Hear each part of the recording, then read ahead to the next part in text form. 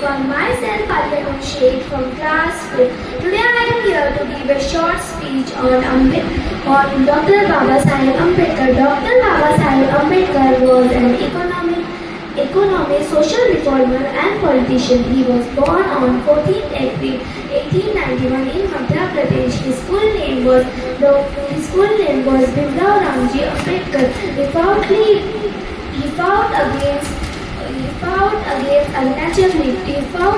to remove untouchability from society.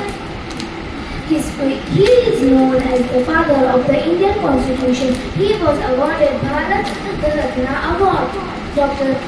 He was awarded Bharat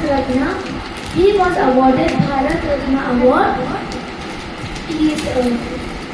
I salute him. Thank you. Thanks for watching. Please don't forget to subscribe, like, and click on the bell icon.